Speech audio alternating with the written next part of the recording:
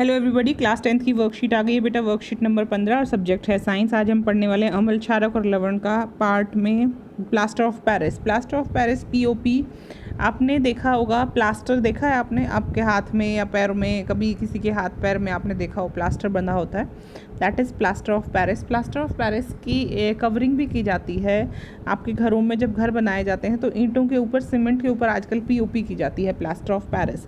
तो plaster of Paris अगर आपको अगली बार दिखाई दे तो यू नो द फॉर्मूला है CaSO4 half H2O, calcium sulphate तो हो गया, कैल्शियम सल्फेट तो CaSO4 हो गया, और हाफ H2O होता है हेमी मतलब हाफ, हाइड्रेट मतलब वाटर। यह जिप्सम को लगभग 373 केल्विन पर गर्म करने पर प्राप्त किया जाता है। 373 केल्विन का मतलब है 100 डिग्री सेल्सियस, बिकॉज आपको पता है 0 degree Celsius is equal to 273 kelvin. इस तापमान पर जिप्सम में उपस्थित जल के अणु वाष्पित हो जाते हैं। जो 10H2O वाला था ना, जिप्सम 10H2O होता है उसका फॉर्मूला। तो जिप्सम का जो 10H2O में से सारे H2O चले जाते हैं, वाष्पित हो जाते हैं, और सिर्फ हाफ H2O बचता है। पीओपी क्या काम आता है? पीओपी सफ़ेद चूर्ण होता है। जल मिलाने पर यह पुनः ठोस जिप्सम बन जाता है और ऊष्माक्षेपी अभिक्रिया करता है। यानी कि इसको जब पानी डालोगे ना बेटा इसमें, तो इसमें से भाप निकलती है, मतलब ऊर्जा, ऊष्मा निकलती है, गर्मी निकलती है। CaSO4 हाफ H2O में जब 1.5 H2O मिलता है तो CaSO4 2H2O बनता है, यानी कि जिप्सम बन जाता है। प्लास्टर ऑफ पेरिस इस्तेमाल कहाँ होता है? देखिए, टूटी हुई हड्डियों की सुरक्षा के लिए प्लास्टर के रूप में पीओपी का इस्तेमाल किया जाता है, सबको पता है। इसका उपयोग सुंदर और डिज़ाइनर छतें और कमरों के इंटीरियर बनाने में भी किया जाता है। खिलौने और अन्य सजावट की सामग्री बनाने में भी इसका उपयोग किया जाता है। मिट्टी के सांचे बनाने में भी इसका इस्तेमाल किया जाता है। प्रश्न यहाँ पर आ गए, उससे पहले इस तरफ चलते हैं। इस तरफ वर्कशीट में लिखा है, क्या लवण के क्रिस्टल वास्तव में शुष्क हैं? किसी भी लवण का जब फॉर्मेशन होती है तो उसके क्रिस्टल हमें सूखे प्रतीत होते हैं कि सूखे हुए हैं, लेकिन बहुत से लवण ऐसे होते हैं जिनमें जल के अणु उपस्थित होते हैं। लवण के एक सूत्र में इकाई में जल के निश्चित अणुओं की संख्या को क्रिस्टलन का जल कहते हैं। ठीक है बच्चे, क्रिस्टलन का जल होता है किसी भी लवण के एक सूत्र इकाई में, एक सूत्र में यानी एक फॉर्मूले में जितने जल के निश्चित अणु होते हैं। जैसे कि यहाँ पर देखो पीओपी दिख रहा है, पीओपी में जल का अणु है ना, यहाँ पर जल का अणु कितना है? हाफ। एक सूत्र इकाई में जल का अणु की संख्या कितनी है? हाफ। तो इस क्रिस्टलन का जल क्या है? आधा। इस क्रिस्टलन का जल कितना है? आधा। लवण जिसमें जल के अणु उपस्थित होते हैं उन्हें आर्द्र लवण भी कहते हैं। कैसे लवण कहते हैं? उन्हें आर्द्र लवण, यानी कि ह्यूमिड पर आर्द्रता क्या होती है? पानी की मौजूदगी, नमी। तो यहाँ पर लवण जिनमें जल के अणु उपस्थित होते हैं उनको आर्द्र लवण कहते हैं। यहाँ पर एग्जाम्पल दिया है कॉपर सल्फेट का, आपको पीओपी का एग्जाम्पल दिख गया है। कॉपर सल्फेट के क्रिस्टल नीले रंग के दिखते हैं क्योंकि इसमें जल के 5 अणु उपस्थित होते हैं, जिसके कारण कॉपर सल्फेट का सूत्र बनता है ये। कॉपर सल्फेट का सूत्र क्या बनता है बच्चों? CuSO4.5H2O, यानी कि यहाँ पर कॉपर सल्फेट के साथ है 5 जल के अणु। जब कॉपर सल्फेट के क्रिस्टल को गर्म किया जाता है, जब कॉपर सल्फेट के क्रिस्टल को गर्म किया जाता है तो वह जल के अणुओं का त्याग कर देता है, यानी उसमें से जल के अणु उड़ जाते हैं और इसका रंग कैसा हो जाता है? सफ़ेद, क्योंकि जल निकल गया है। और हम क्या मानते हैं, जल का रंग कैसा होता है? नीला। तो इसका रंग क्या होता है? CuSO4 5H2O का कलर, एक सेकेंड रुकिए बच्चे,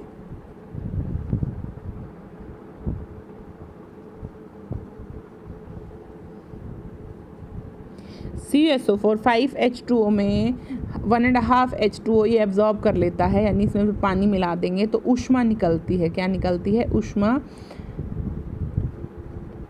नहीं, इसमें थोड़ा सा पानी डालकर, CuSO4 5H2O में थोड़ा सा पानी डालकर जब इसको गर्म किया जाता है तो ये सारा पानी जो होता है ये वाष्पित हो जाता है। ये क्या हो जाता है? सारा पानी उड़ जाता है भाप के रूप में, और क्या बनता है? Copper sulphate. और जो अब कॉपर सल्फेट बनता है ना बच्चे, ये कैसे कलर का होता है? सफ़ेद रंग का होता है। लेकिन जब अनार्द्र कॉपर सल्फेट में जल मिलाया जाता है या वायु में उपस्थित नमी के संपर्क में आने पर वह फिर से नीला हो जाता है, यानी वापस वो क्या कर लेता है, ये जो 5 H2O उसके गायब कर दिए थे ना आपने गर्म करके, जैसे ही पानी मिलेगा या नमी मिलेगी, हवा मिलेगी, तो हवा में कहीं ना कहीं पानी के अणु होंगे, आर्द्र हवा होगी, तो उससे वो या वापस अपने 5 H2O ले लेता है और फिर से किस कलर का हो जाता है, फिर से नीले रंग का हो जाता है। अब इसको समझने की कोशिश कीजिए। कॉपर सल्फेट नीले रंग का होता है, उसका रासायनिक सूत्र होता है CuSO4 5H2O। फेरस सल्फेट यानी कि लोहा देखिए हरे रंग का होता है, कि उसके अंदर होता है FeSO4 और 7 अणु होते हैं किसके, पानी के। देखिए 7 अणु हैं यहाँ पर पानी के, यहाँ पर दिख रहा है आपको। सोडियम कार्बोनेट यानी धोने का सोडा, जो हमने पहले पढ़ा था पिछली वर्कशीट में, सोडियम कार्बोनेट जो कि धावन सोडा था, उसका रंग सफ़ेद होता है, लेकिन उसमें कितने अणु होते हैं, 10 अणु होते हैं पानी के। जिप्सम सफ़ेद होता है और उसमें 2 अणु होते हैं पानी के। यहाँ पर उन लवणों का जिक्र किया गया है जिनमें रासायनिक तौर पर ही अपने आप ही ऑटोमेटिकली यहाँ पर कुछ न कुछ पानी के अणु मौजूद होते हैं, जैसे कॉपर सल्फेट जिसका रंग नीला होता है जब उसमें पानी होता है, फेरस सल्फेट 7H2O जिसमें पानी होता है तो उसका रंग हरा होता है, धावन सोडा या सोडियम कार्बोनेट जिसको हम कहते हैं Na2CO3 10H2O, इसमें भी पानी होता है, एंड CaSO4 कैल्शियम सल्फेट यानी जिप्सम जिसको कहते हैं। कैल्शियम सल्फेट में 2H2O लगा दो तो जिप्सम बन जाता है। अगर इसी कैल्शियम सल्फेट में हाफ H2O लगा दो, आधा पानी डालो, तो क्या बन जाता है बच्चे, POP, plaster of Paris, Paris का प्लास्टर बन जाता है। ठीक है, समझ में आया बच्चे? चलिए आगे चलते हैं। आगे वर्कशीट क्या कहती है, अगले वर्कशीट मेरे ख्याल से अब आपसे पूछने वाली है सवाल यहाँ से शुरू करते हैं। POP का पूरा नाम क्या है, इसके 3 उपयोग लिखिए। इसको लिखने के लिए मुझे नहीं लगता आपको मेरी हेल्प की ज़रूरत पड़ेगी, क्योंकि यहाँ पर बहुत सुंदर तरीके से दिया गया है। प्लास्टर ऑफ पेरिस होता क्या है? प्लास्टर ऑफ पेरिस एक सफ़ेद रंग का चूर्ण होता है, जल मिलाने पर यह पुनः ठोस जिप्सम बन जाता है और एक ऊष्माक्षेपी अभिक्रिया है। CaSO4 हाफ H2O में अगर पानी मिला दोगे तो CaSO4 2H2O, यानी कि अगर इसको हवा में भी रख देंगे, POP को खुला रख देंगे, तो ये जिप्सम बन जाएगा, यानी हार्ड हो जाएगा। इसलिए POP को बहुत संभाल कर रखा जाता है। अगर इसने पानी एब्जॉर्ब कर लिया, जैसे आपने सीमेंट को देखा है ना, सीमेंट को अगर बाहर नमी में छोड़ दोगे, थोड़ा सा भी इसको नमी मिली तो सीमेंट क्या हो जाती है, हार्ड हो जाती है। सीमेंट भी जिप्सम से ही बनाई जाती है। और इसके उपयोग पूछे गए हैं, तो उपयोग यहाँ पर लिखे हैं, ये रहा बच्चे उपयोग। टूटी हुई हड्डियों की सुरक्षा के लिए प्लास्टर का इस्तेमाल किया जाता है। सुंदर और डिज़ाइनर छतें और कमरे को इंटीरियर बनाने के लिए, खिलौने और अन्य सजावटी सामग्री बनाने के लिए भी इसका उपयोग किया जाता है, और मिट्टी के सांचे बनाने में भी इसका इस्तेमाल किया जाता है। उदाहरण सहित क्रिस्टलन का जल परिभाषित कीजिए। चलिए वह चलते हैं।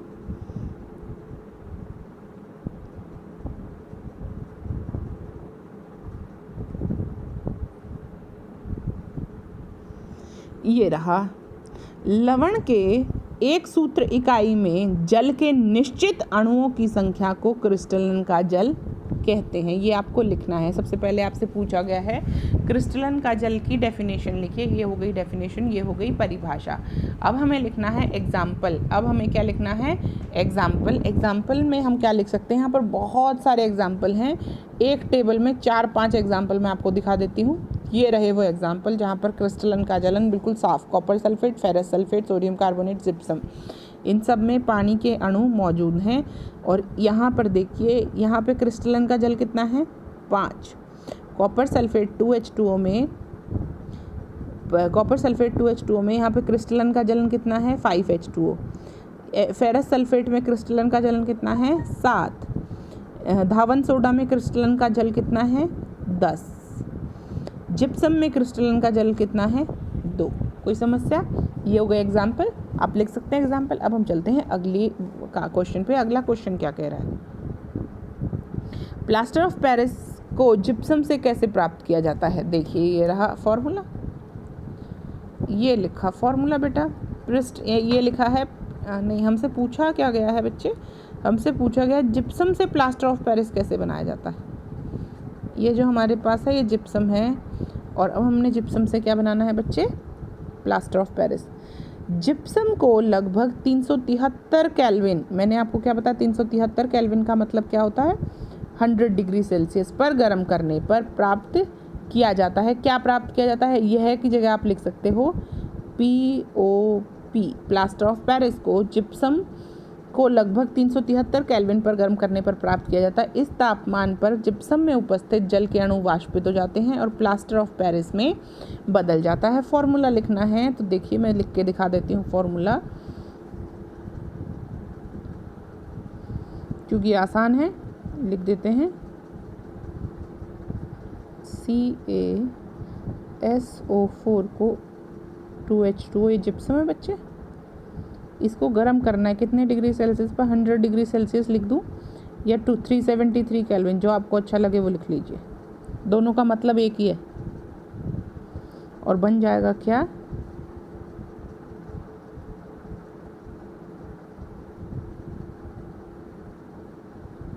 क्या बन गया बच्चे, ये बन गया आपका POP और ये था आपका जिप्सम।